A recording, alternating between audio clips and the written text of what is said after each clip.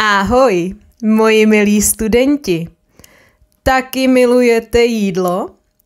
Já jsem už jako malá byla velký jedlík a i teď, když jsem dospělá, moc ráda jím. A proto jsem pro svoje studenty v říjnu připravovala e-lekce na téma jídlo. Členové skupiny Check with Moni si třeba přečetli, jaká jsou česká jídla, která možná ani neznají. Upekli si tradiční českou bábovku a nebo se naučili 15 frazémů a idiomů s jídlem. Chcete taky dostávat zajímavé e-lekce každý týden? Registrujte se do skupiny češtiny Check with Moni a buďte členy komunity.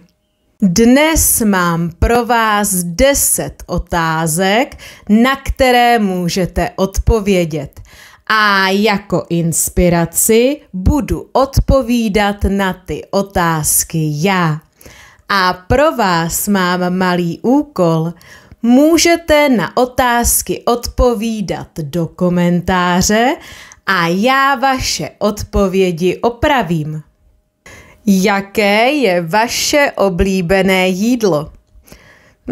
Myslím, že moje oblíbené jídlo je italská pizza. Někdy ji peču doma, ale častěji si dávám pizzu v nějaké italské restauraci.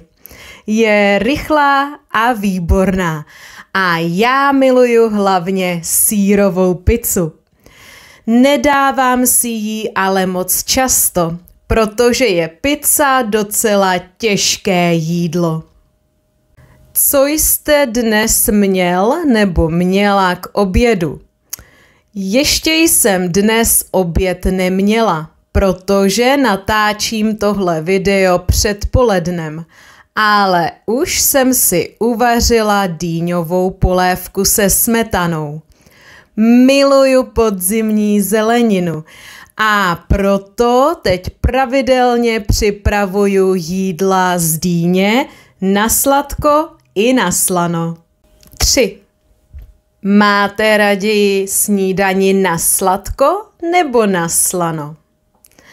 Obyčejně mám raději snídani na slano, například chleba s máslem a se sýrem a se zeleninou.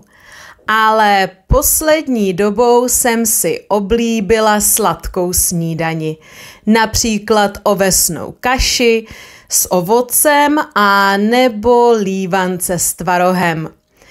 Ty ale často připravuju o víkendu, protože v týdnu na to nemám čas. 4.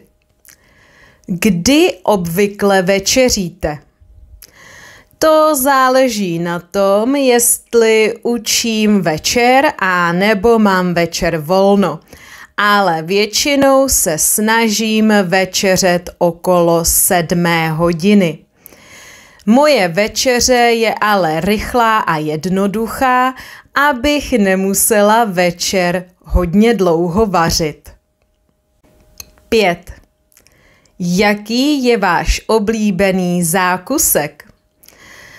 Mám moc ráda tradiční českou bábovku, ale tu si nikdy nekupuju. Mám ráda domácí. Když jsem v nějaké kavárně a mám chuť na nějaký dezert, na něco sladkého, obvykle si dávám něco, co doma normálně nepeču nebo nepřipravuju. Například tiramisu nebo nějaký cheesecake s neobvyklou příchutí. 6. Umíte vařit? Ano, umím vařit a vlastně vařím skoro každý den, hlavně oběd na ten další den. Ale vařím vždy rychlá jídla do 30 minut, protože nemám moc čas. Taky ráda peču chleba, ale pečení chleba je časově dost náročné, takže peču chleba hlavně o víkendu. 7. Co vám nechutná? Jak už jsem říkala, jsem jedlík a milovník jídla, takže jím skoro všechno. Ale to, co fakt nesnáším, jsou hrozinky. Takže čokoláda s hrozinkami nebo štrůdl s hrozinkami prostě nejím. Fuj. Taky mi nechutnají nějaké tradiční české omáčky, které jíme s knedlíkem. Například křenová omáčka nebo koprová omáčka. To fakt nemusím. 8. Vaříte raději doma nebo jíte v restauraci? Raději vařím doma, ale ne vždycky na to mám čas. Když opravdu nemám čas vařit, raději si objednám jídlo přes nějakou aplikaci a nechám si jídlo dovést. V restauraci jím možná jednou za týden nebo jednou za 14 dní. 9. Jaká je vaše oblíbená restaurace?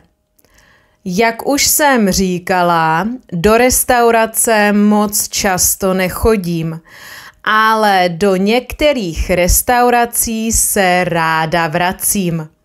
V Praze mám například oblíbenou thajskou restauraci, kam chodím na thajské curry s rýží, protože mám moc ráda ostrá jídla.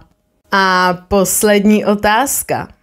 Máte raději čaj nebo kávu? Osobně musím říct, že nejsem velký milovník kávy. Kávu si dávám 2x nebo 3x za týden a vždy ji piju s mlékem. Cappuccino nebo latte. Raději si připravím kvalitní zelený čaj nebo matchu.